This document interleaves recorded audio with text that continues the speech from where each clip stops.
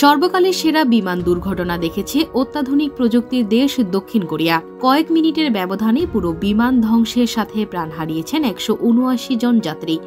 এমন অবস্থায় কিছুক্ষণ পরপরই নতুন সব তথ্য সবার শোককে যেন আরও বাড়িয়ে দিচ্ছে, যার মাঝে ভাইরাল হচ্ছে এক যাত্রীর শেষ বার্তা, যেখানে তিনি আত্মীয়ের কাছে পৃথিবী ছেড়ে চলে যাওয়ার আগ মুহূর্তে নিজের অনুভূতি বলে গিয়েছেন।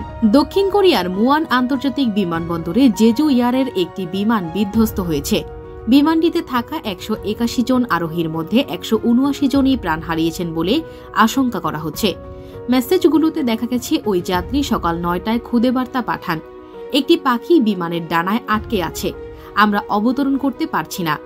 অপেক্ষমান যাত্রীর আত্মীয় বিস্তারিত জানতে চাইলে তিনি ১ মিনিট পর পর উত্তর দেন, এখনই আমি কি শেষ বার্তাটি রেখে যাব?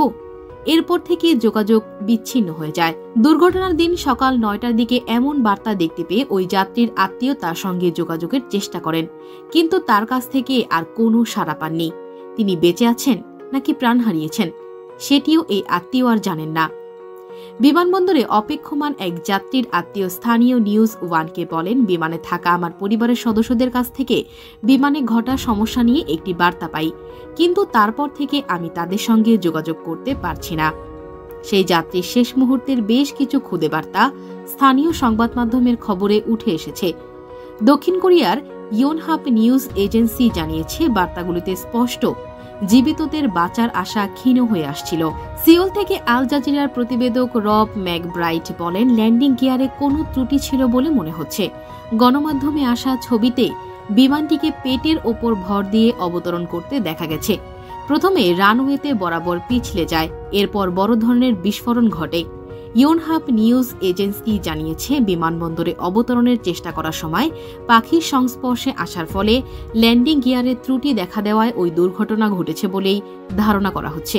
দক্ষিণ কোরিয়ার পরিবহন মন্ত্রণালয়ের বিমান চলাচল বিভাগের এক কর্মকর্তা জানিয়েছেন, পাখির আঘাতের কারণে এমনটি হতে পারে, তবে এখনও কারণ যাচাই করা হয়নি, তদন্ত চলছে। মুয়ান ফায়ার বিভাগের প্রধান লি জিয়ংহুন জানিয়েছেন, তাদের ধারণা পাখির আঘাতে অথবা খারাপ আবহাওয়ার কারণে হয়তো বিমানটি বিধ্বস্ত হয়েছে। তিনি বলেন, দুর্ঘটনার কারণ হিসেবে পাখির আঘাত অথবা খারাপ আবহাওয়াকেই ধারণা করা হচ্ছে। সংশ্লিষ্ট সংস্থাগুলোর যৌথ তদন্তের মাধ্যমে পরবর্তীতে দুর্ঘটনার কারণ জানানো হবে। এদিকে এ ঘটনার পর মুয়ান বিমানবন্দরের সব ফ্লাইট বাতিল করা হয়েছে। ইয়োনহাপ সংবাদ সংস্থা জানিয়েছেন, মুয়ান আন্তর্জাতিক বিমানবন্দর থেকে সব অভ্যন্তরীণ ও আন্তর্জাতিক ফ্লাইট বাতিল করা হয়েছে। ইতিমধ্যেই দক্ষিণ কোরিয়ার ভারপ্রাপ্ত প্রেসিডেন্ট চোই সাং মোক মুয়ান বিমানবন্দরে উদ্ধার অভিযানের সর্বাত্মক প্রচেষ্টার নির্দেশ দিয়েছেন। তিনি বলেন, সংশ্লিষ্ট সব সংস্থার কর্মীদের একত্রিত করতে হবে। ২০০৫ সালে প্রতিষ্ঠিত দক্ষিণ কোরিয়ার অন্যতম কম খরচের বিমান সংস্থা জেজু এয়ার আজকের দুর্ঘটনার জন্য ক্ষমা চেয়েছে। জানা গেছে, ১৮১ জন আরোহী নিয়ে দক্ষিণ কোরিয়ার জিউলা প্রদেশের মুয়ান আন্তর্জাতিক বিমানবন্দরে উড়োজাহাজ বিধ্বস্ত হয়। এ ঘটনায় ২ জনকে জীবিত উদ্ধার করা হয়েছে। স্থানীয় দমকল বাহিনী বলছে, উড়োজাহাজটিতে এ ২ জন ছাড়া ১৭৯ জনের কেউই আর বেঁচে নেই। ধারণা করা হচ্ছে, উড়োজাহাজটি ল্যান্ডিং গিয়ারের ত্রুটির কারণেই দুর্ঘটনার কবলে পড়েছে।